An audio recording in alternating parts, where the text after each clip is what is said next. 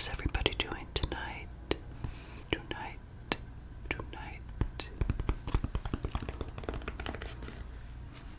We'll get started in just a moment. So thank you so much for being here on ASMR Money Mentor. So on tonight's video, I would like to react to a video that I just watched from ASMR Reality Derek, because some of you about a year ago thought that I was him, and I thought that was a very nice compliment because his channel is more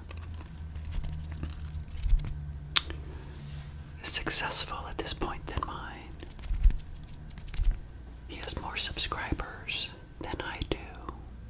And so again, I saw that as a compliment.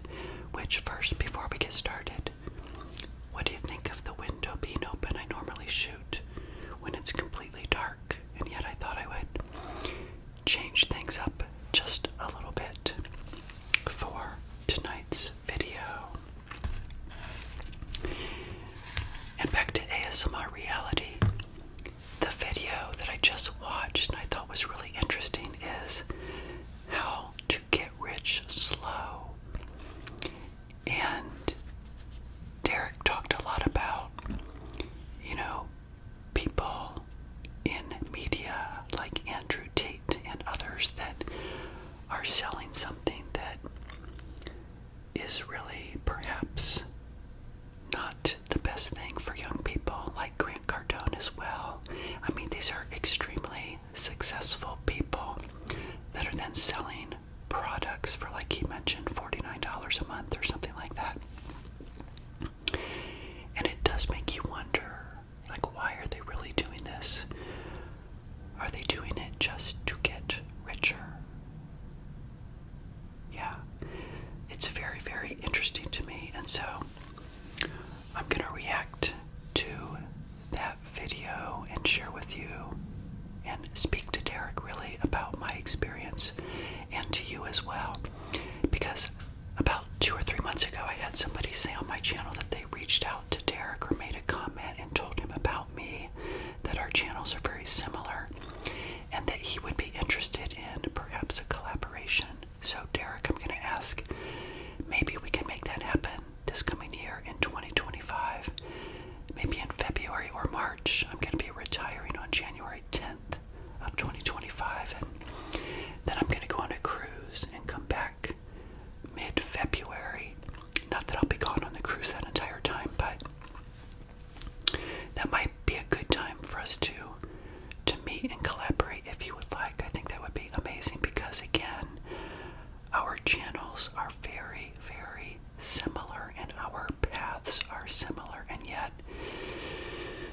my story, as I'll share with you right now, is a little bit different. For example, I have seen maybe a dozen of your episodes, and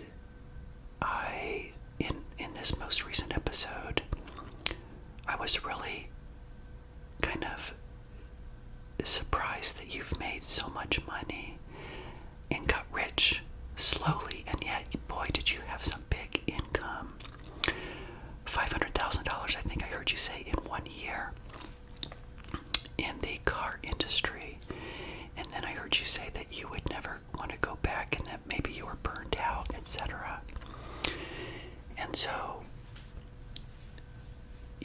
just to share with you and all of my viewers at this moment, my path to getting rich, and by the way, we have to define rich a little bit, don't we? And we can collaborate about that and maybe debate. Like, for example, I think I'm wealthy because I've been able to save. My current net worth is $1,650,000. I'm sure yours is a lot more based on the income that you had. I was broke at 40 years old. I'm 58 today.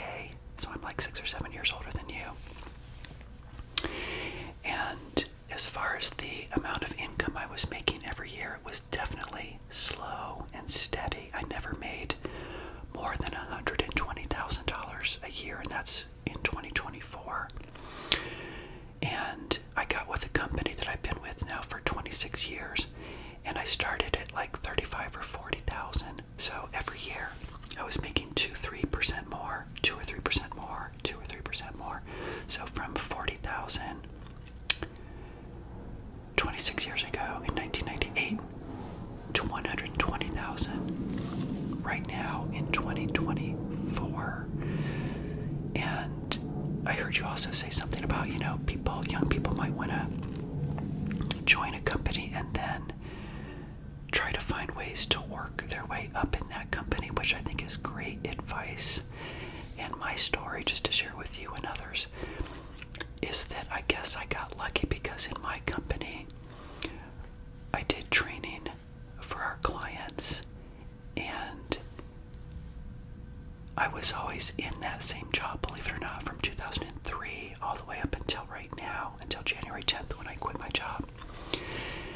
But the salary ranges were really large, and so they wanted to reward people for staying in the position, which changed a lot through the years. So I was always learning new things, but it was still the same job. I never became a manager. I never became a vice president. I never worked my way up any corporate ladder. In fact, I just stayed exactly in the same position, and luckily I was able to always make a little bit more money every year. And for me, that was success. And it might be that, for your listeners, for my listeners, maybe that will happen for them too, maybe not. But I like that we're sharing our stories on the internet through ASMR so that people can see different ways of doing things. And so again, that's my story. Just making a little bit more every year. I actually found, back in 2005, the Susie Orman Show, and I read the book The Young, Fabulous, and Broke. So that was the person that I gravitated towards. And I became a guest on her show in 2012. It was the How Am I Doing segment when my net worth was $200,000. And so it's amazing that it's only 12 years later, and now it's, 1.6. So incredible growth in the stock market over many years. Who knows if that's going to happen in the future? But that, in combination with me saving 40, 50, 60, and up to 70% of my salary through those years, is how I became successful with money. And I think I remember you sharing on your channel once that I think your net worth is more like 5, 6, or 7 million, maybe even more. So I'm here to share with people that, and congratulations, by the way. I mean, that's amazing. And you had a really big income as well. But I hope that I appeal to people that maybe realize that, they're not going to make the kind of money that you made, that the kind of money that I made is perhaps more realistic. I don't even know. We can talk about that someday. Are people really out there making that much money, do you think? Or are people having more of a trajectory like I had, which was slow and steady? 40,000 one year, 45 the next, 50,000, then 55, and then 60, and then 65, and then 70. That's how everything turned out for me, because part of my story is that I had a bankruptcy when I was 29 years old. And by the way, this is me incognito. I don't know, it's just kind of weird that I wear the hat. In a joking way, I tell my viewers that I'm, hiding my identity, and that rich people need to hide their identity as well. So it's just part of my thing, although I do have videos where I show my face as well. But anyway,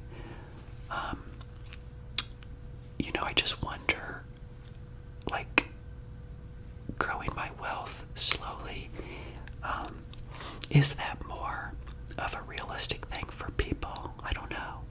It may not be. Maybe some people at some points in their career make as much money as you have. That would be awesome. And then, as I mentioned, as far as, our net worth being very different, Oh, I was going to also share with you at age 29, part of my story, obviously, is that I had a bankruptcy. Yeah, I had $40,000 of credit card debt. You know, I was not smart with money.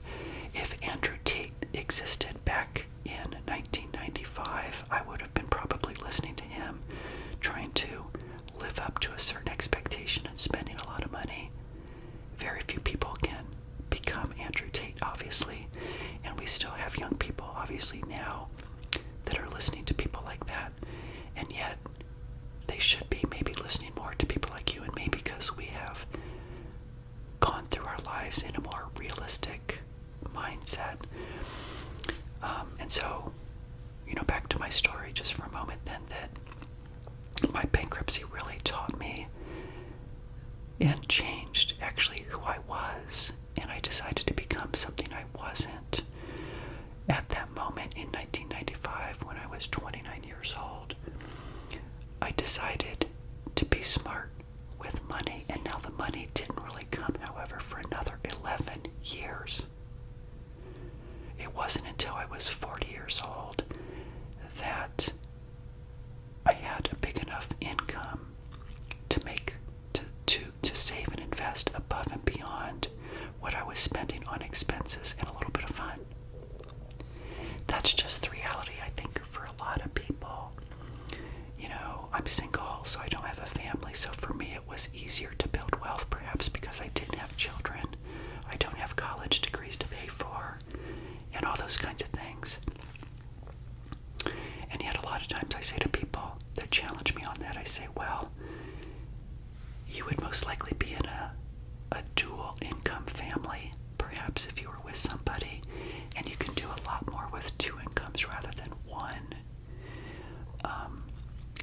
But, you know, back to the whole concept of, you know, getting rich slowly, I definitely liked your video, and I definitely wanted to share with you and others that it is absolutely 100% the truth in terms of getting rich slowly, you know, rather than me following Andrew Tate, Grant Cardone, and all these other people. Even though I'm guilty of watching their content and I can learn from them, but I never gave them a penny, nor have I given anybody else a penny. I learned it all on my own through YouTube, through books, through the financial independent community, like The Simple Path to Wealth, J.L. Collins, and I was already on a trajectory of building wealth even before I knew about the FIRE movement. The FIRE movement came later. Like, I was already being smart with money in 2005, 2006, 2007, 2008, of course, with the market crash. You know, part of my story that I tell people, obviously, is that we never know when we're going to be positioned in the history and the trajectory of the stock market. It just so happened that at that point when I was ready to start investing seriously, not only did I have the income to support it, and I had all the life lessons, I had cleared the bankruptcy, I was doing great. Well, sure enough, the market crashes. The $40,000 I had in my 401k went to $16,000. Big deal, right? Then 2009, 10, 11, 12, I was putting in a lot of money into investments when they were priced really low. Now, I can't change that. That's part of my story. It was a very advantageous thing in my story, as with you as well, I'm sure, and others. And for those people that are listening, and, you know, we don't know where things are going to go in the future for us. And if you're broke right now and you're listening to this and you want to do great with money and you want to build wealth slowly, it is true we're at the top of the market right now, but we've been at the top of the market for a long time. So if you just Google and do some research, even though they're saying 2025 should be a really good year in the stock market, I do believe that some people are saying that, you know, we might be due for a serious downturn. And if you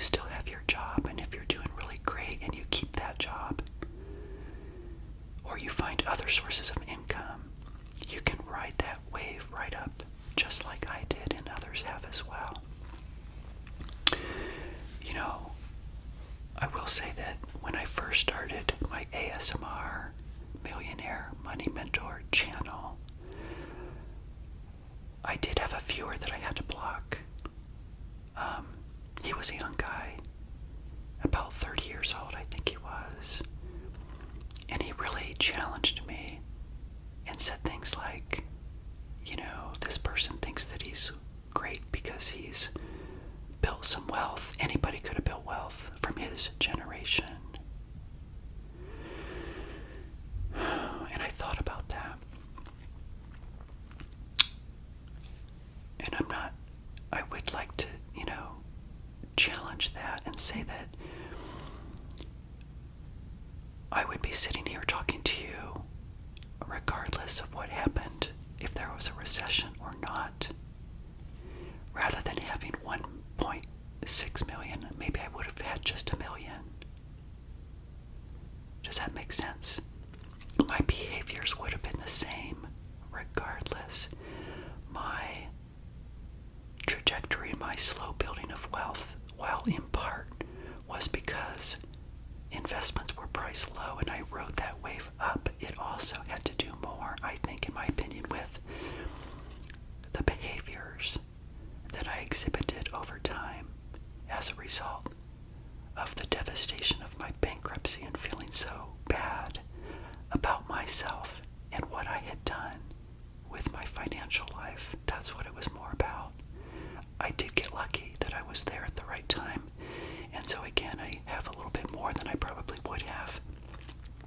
And so the reason why I'm saying that is that for all of you listening then, that do want to get rich slowly, and you want to build wealth slowly, then it's up to you. It is up to you to change those behaviors, to listen to people like Derek on ASMR Reality, and perhaps to listen to people like me that are sharing their story on the internet for the sole purpose, really, of helping people understand that there are people out there that are under the radar that live in a 600 square foot condo like I do, that drive older cars, even though I bought a new car last year, as many of you know. But I bought it outright. You know, I had cars for 12, 15 years, and I kept them forever. I don't take expensive vacations. I never have. I don't spend money. I spend the same amount of money I did when I was broke. You know, that's why I can go into retirement and retire January 10th of 2025, coming up here in a few days, because I positioned myself to have my expenses at only $20,000 per year, $25,000 with fun and other. Now I can still pull a lot more than that, maybe $50,000, but I'm going to spend $25,000 until I know for sure what's happening in the future with healthcare. Because as I've shared with you guys before, you know, part of your wealth building journey is to always be aware of things that are going on, not only in the stock market, but, you know, with things like how do you pay for healthcare if you want to retire early. And I'm not really talking about retiring early in this video, but it is part of my story. I'm not going to go spend a bunch of money in the next 5 years because we may lose the Affordable Care Act, and if so, I'll have to pay 100% of my health care costs until age 65, and so, you know, those are the things that keep me frugal and keep me thankful for always listening to my heart, as it relates to money and navigating, just like I want you guys to navigate your financial life as well when you're younger. You always want to maximize the year. I've talked about this before on my channel so many times. One of the skills of building wealth slowly is to recognize the year that you're in, the amount of money you have coming in and your expenses, and knowing what to do in that year position you for the next year. And you just continue to do that over and over and over. And one day, you're going to wake up, perhaps at 55, maybe at 57, or maybe at 58 like I did. And you may say, Evan, as you look at yourself in the mirror, you no longer need a paycheck. Work is optional for you at this point. And just like Derek has talked about on that episode from ASMR Reality, I think, and I would love to talk to him about what he feels about work going forward. Maybe he would agree with me, and we can definitely collaborate about this, that, you know, when you're younger, you don't know how you're going to feel when you're older. And I can honestly say right now that because I did all of the work that I did to build the wealth that I have, I can look in that mirror and I can say, I truly don't want to do this anymore. But what happens with most people is that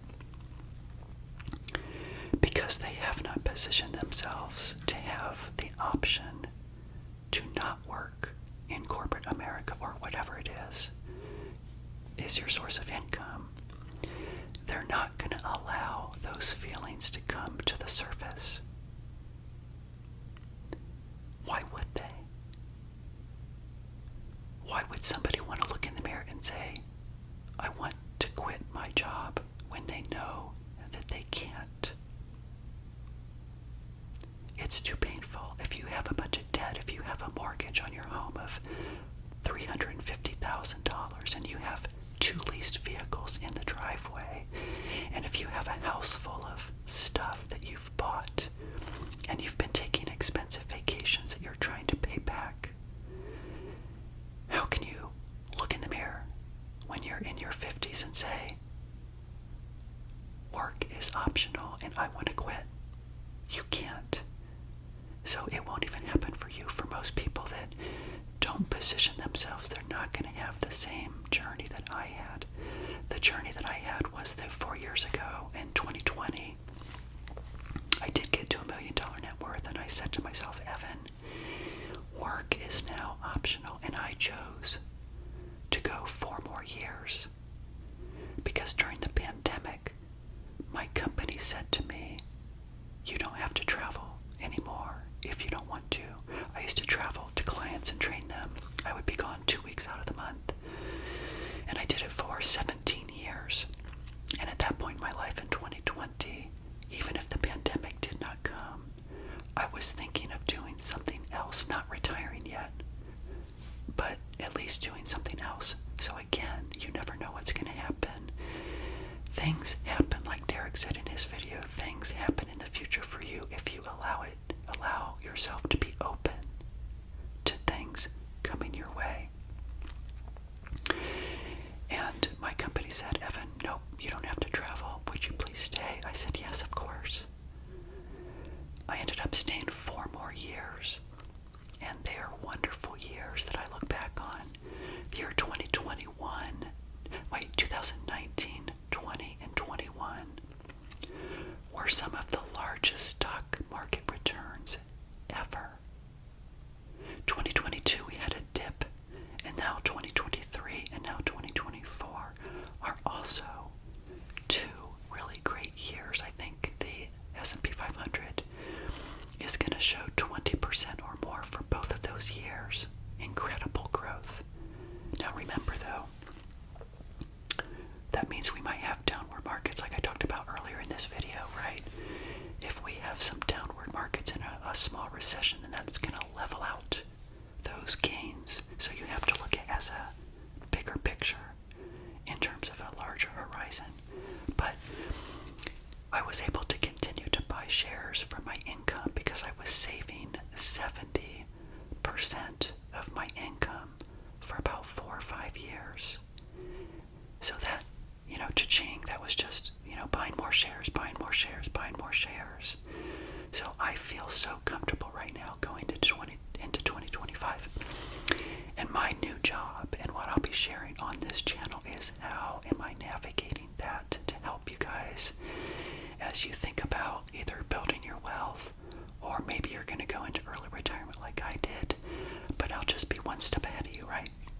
sharing with you things that I'm doing, things that I'm learning, because really what happens is we don't really retire.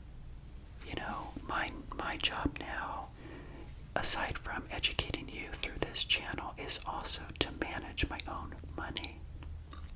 I've got a friend that retired last year, and he gets up early in the morning, and for about 1 or 2 hours he thinks about his money. He thinks about how to better position himself, etc.